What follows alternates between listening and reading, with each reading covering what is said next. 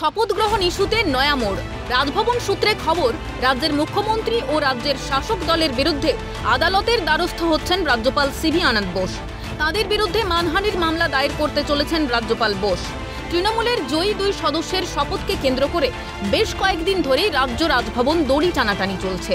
রাজভবন থেকে 26 তারিখ জয়ী বিধায়কদের চিঠি দিয়ে শপথ গ্রহণের আমন্ত্রণ জানানো হলেও তারা তা প্রত্যাহার করেন।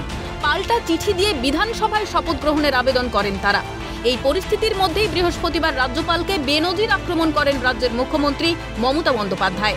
মুখ্যমন্ত্রী বলেন, রাজভবনে যা কীর্তি কেলেঙ্কারি চলছে তাতে মেয়েরা যেতে ভয় পাচ্ছে বলে অভিযোগ করেছে আমাকে। আজকে জেতার পরেও 1 মাস ধরে আমার এমএলএরা বসে আছে, গভর্নর ওথ দিতে দিচ্ছে না। মানুষ সিলেক্ট করেছে, ওনার কি অধিকার আছে তাদের ওথ দিতে না দেওয়ার? উনি স্পিকারকে অথরাইজ করবেন, ডেপুটি স্পিকারকে অথরাইজ করবেন, না হলে নিজে অ্যাসেম্বলিতে যাবেন। ওনার রাজভবনে কেন সবাই যাবে? রাজভবনে যা কীর্তি কেলেঙ্কারি চলছে তাতে মেয়েরা যেতে ভয় পাচ্ছে, আমাকে কমপ্লেন করেছে। এরপরই শুক্রবার কেন্দ্রীয় আইনমন্ত্রীর সঙ্গে সাক্ষাৎ করেন রাজ্যপাল বোস।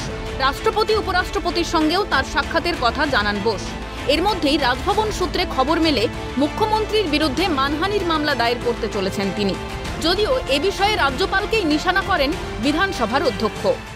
এটা ওর ব্যক্তিগত ব্যাপার। কোর্টের দরজা সবার জন্য খোলা রয়েছে এবং যে অভিযোগ ওর বিরুদ্ধে এসছে এটা আপনারা সবাই জানেন, মিডিয়াতে সম্প্রচারিত হয়েছে। এই ব্যাপারে আমি কোনো মন্তব্য করব না। মুখ্যমন্ত্রী বলেছেন, রাজ্যপাল যদি মনে করেন যে এটা সত্যতা কোনো নেই, তাকে তো বলতে হবে যে প্রেক্ষাপটে মাননীয় মুখ্যমন্ত্রী বলেছেন সেটার কোনো সারবার্তা ছিল না বা সেটার মধ্যে কোনো সত্যতা ছিল না, তবেই মানহানির প্রশ্ন আসে, তাছাড়া আসে না। আর এখানেই প্রশ্ন উঠছে, তাহলে কি চরমে রাজ্য রাজভবন সংঘাত? নির্বাচন চলাকালীন রাজভবনের শ্লীলতাহানির ইস্যুকে কেন্দ্র করে রাজ্যপালকে বারংবার আক্রমণ করেছেন মুখ্যমন্ত্রী। এমনকি তৃণমূলের অন্যান্য নেতারাও রাজ্যপালকে বেলাগাম আক্রমণ করেন। এই বিষয়গুলো যে রাজ্যপাল ভালোভাবে দেখছেন না তা কার্যত স্পষ্ট করেছেন তিনি। কিন্তু রাজ্য সরকার ও রাজভবনের দ্বন্দ্বে আটকে যাচ্ছে 2 সদস্যের শপথ, জানিয়ে বিড়ম্বনায় পড়েছেন বিধানসভার অধ্যক্ষ। সত্যি আমি খুব ক্লান্তিকর লাগছে আমার।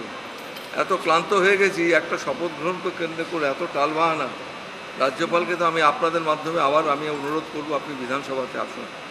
বিধানসভা হলো একমাত্র জায়গা যেখানে শপথ গ্রহণ করানো যেতে পারে, এবং এইটা উনি কেন বুঝতে চাইছেন আমি ঠিক জানি না। তবে আমি এখনও বলবো যে আপনাদের মাধ্যমেই আমি ওনাকে অনুরোধ করব, এটা একটা শেষ হওয়া দরকার আছে। তৃণমূলের নবনির্বাচিত সদস্যদের শপথের ভবিষ্যৎ আপাতত কোন দিকে মোড় নেয় সেটাই এখন দেখার। ক্যামেরায় জ্যাকি সিং এর সঙ্গে রাজা সাহার রিপোর্ট, ক্যালকাটা নিউজ।